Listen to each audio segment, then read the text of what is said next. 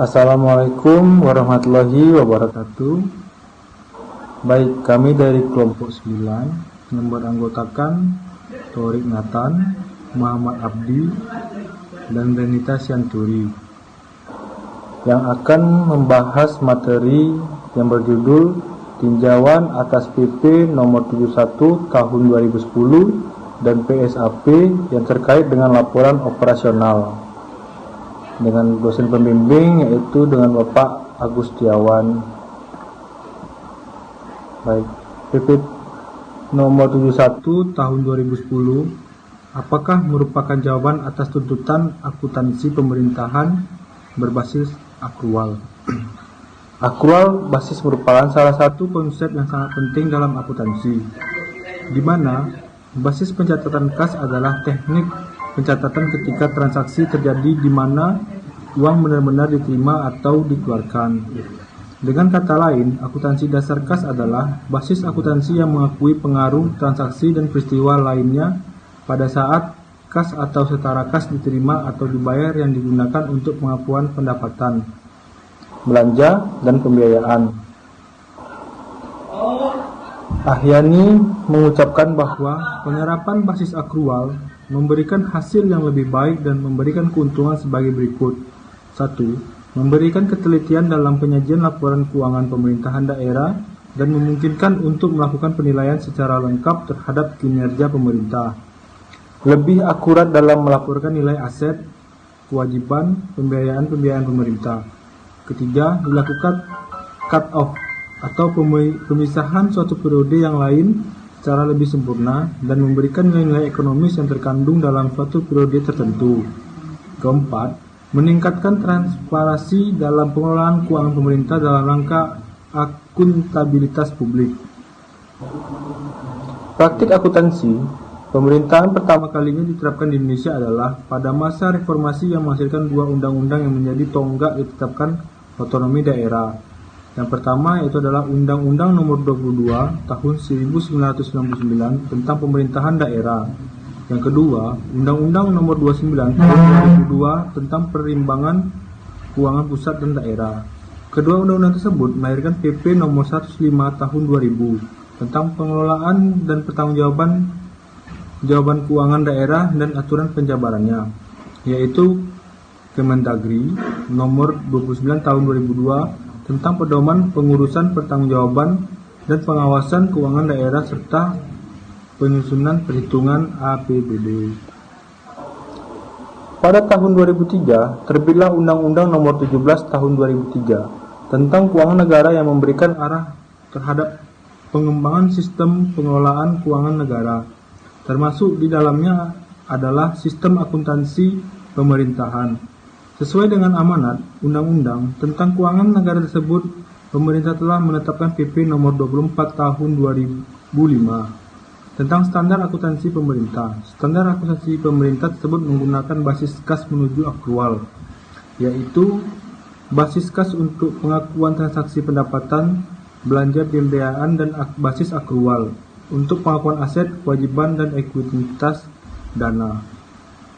Oleh karena itu, PP Nomor 24 Tahun 2005 perlu diganti, sehingga pemerintah menerapkan PP Nomor 71 Tahun 2010 yang memuat SAP bebas akrual sebagai PP Nomor 24 Tahun 2005. Pada penjelasan PP Nomor 71 Tahun 2010 hanya mengacu pada Pasal 36 Ayat 1 Undang-Undang Nomor 17 Tahun 2003, sehingga menciptakan penggantian PP Nomor 2004 Tahun 2007 dengan PP Nomor 71 Tahun 2010 telah menepati amanat undang-undang. Jadi penerapan penggantian PP Nomor 24 Tahun 2005 dengan PP Nomor 71 Tahun 2010. Assalamualaikum warahmatullahi wabarakatuh. Perkenalkan, nama saya Muhammad Abdi. SAP berbasis akrual versi PP Nomor 71 Tahun 2010. SAP tercantum dalam dua lampiran peraturan pemerintah nomor 71 tahun 2010, yaitu yang pertama yaitu SAP berbasis akrual. Pemerintah menerapkan SAP berbasis akrual, yaitu SAP yang menyatakan pendapat, beban, aset, utang, dan ekuitas dalam pelaporan keuangan berbasis akrual, serta mengakui pendapatan belanja, dan pembiayaan. Dalam laporan pelaksanaan anggaran berdasarkan dasar yang ditetapkan dalam APBN atau APBD. Yang kedua yaitu SAP berbasis kas menuju akrual. Penerapan SAP berbasis akrual dilaksanakan secara bertahap dari penerapan SAP berbasis kas menuju akrual menjadi penerapan SAP berbasis akrual.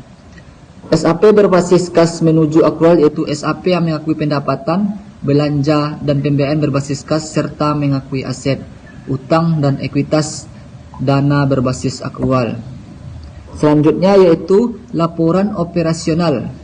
Laporan operasional menyediakan informasi yang mencerminkan seluruh kegiatan keuangan entitas pelaporan yang berguna bagi penggunanya untuk mengevaluasi pendapatan laporan operasional dan beban untuk menjalankan satu unit atau seluruh entitas pemerintah.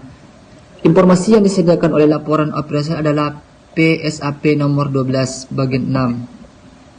Selanjutnya yaitu peranan laporan operasional. Laporan operasional dalam menilai kinerja yang digunakan untuk keluaran atau hasil dari laporan kegiatan yang telah dicapai sesuai dengan penggunaan anggaran dengan kualitas dan kuantitas yang telah ditentukan.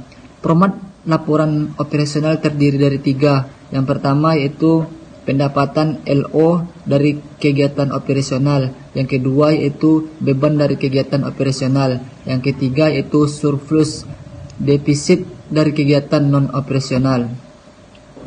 Selanjutnya yaitu laporan realisasi anggaran.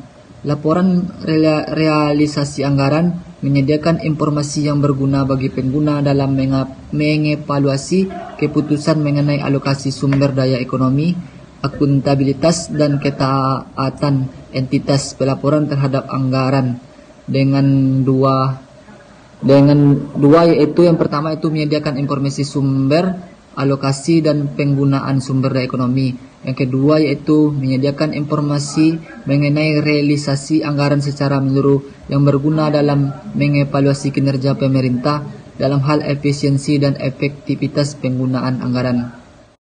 Selamat malam teman-teman semua. Perkenalkan, nama saya Renita Sianturi. Saya dari kelompok 9. Di sini saya akan melanjutkan presentasi dari teman saya Torik Nathan dan juga Muhammad Abdi, yaitu kelanjutannya mengenai peranan laporan operasional. Dalam laporan operasional, anggaran harus diidentifikasi secara jelas dan diulang pada setiap halaman laporan. Jika perlu, informasi berikut. Yang pertama, nama pelaporan atau sarana lainnya. Yang kedua, entitas pelaporan. Yang ketiga, periode yang dicakup. Yang keempat, mata uang pelaporan. Dan yang kelima adalah satuan angka yang digunakan. Peranan laporan operasional. Laporan realisasi anggaran disajikan sekurang-kurangnya sekali dalam setahun. Dalam situasi tertentu, tanggal laporan entitas berubah dan laporan realisasi anggaran tahunan disajikan dalam suatu periode yang lebih panjang atau pendek dari 1 tahun. Entitas mengungkapkan informasi sebagai berikut. Yang pertama, alasan penggunaan periode pelaporan tidak 1 tahun. Yang kedua, fakta bahwa jumlah-jumlah komparatif dalam laporan realisasi. Peranan laporan operasional. Anggaran dan catatan-catatan yang tidak dapat diperbandingkan. Laporan realisasi anggaran sekurang-kurangnya mencakup pos-pos sebagai berikut. Yang pertama, pendapatan belanja. Yang kedua, transfer. Yang ketiga, surplus atau defisit. Yang keempat, penerimaan pembiayaan. Yang kelima, pengeluaran pembiayaan. Yang keenam, pembiayaan neto. Yang ketujuh, sisa lebih atau kurang pembiayaan anggaran. Akuntansi pendapatan laporan operasional. Dalam akuntansi pendapatan laporan operasional diakui pada saat timbulnya hak atas pendapatan. Yang kedua, pendapatan direalisasi, yaitu adanya aliran masuk sumber daya ekonomi. Selanjutnya adalah akuntansi pendapatan laporan operasional. Dalam hal ini dapat diartikan bahwa pendapatan laporan operasional yang diperoleh berdasarkan peraturan yang berlaku pada saat timbulnya hak untuk menagih pendapatan. Yang kedua, pendapatan laporan operasional yang diperoleh sebagai ketidaksesuaian atas ketidakseimbangan suatu pelayanan yang telah selesai berdasarkan peraturan perundang-undangan pajak yang timbul hak untuk menagih ketidakseimbangan. Yang ketiga, pendapatan laporan operasional yang bertanggung jawab pada saat direalisasi adalah hak yang diterima terlebih dahulu oleh pihak penagihan. Jadi kesimpulan dari makalah kami yaitu dalam penerapan SAP berbasis akrual terdapat 3 permasalahan utama yang muncul. Jadi kesimpulan dari presentasi kami adalah dalam penerapan SAP berbasis akrual terdapat 3 permasalahan utama yang muncul dan menjadi agenda di masa mendatang yang harus segera dilegitimasi hukum, masalah praktik akuntansi, masalah strategi penerapan. Laporan operasional disusun untuk pelaporan dan akuntansi berbasis akrual, sehingga laporan operasionalnya laporan perubahan ekuitas dan neraca yang mempunyai keterkaitan yang dapat dipertanggungjawabkan. Laporan pertanggungjawaban anggaran dapat dibedakan dengan laporan kinerja keuangan. Dapat diketahui kinerja operasional pemerintah untuk periode pelaporan tertentu. Laporan operasional mempunyai nilai prediktif karena informasinya dapat digunakan untuk memprediksi pendapatan laporan operasional yang akan kegiatan pemerintah dalam periode mendatang. Demikian hasil presentasi dari kelompok 9. Jika ada kesalahan kami dalam mempresentasikannya, mohon dimaafkan. Terima kasih.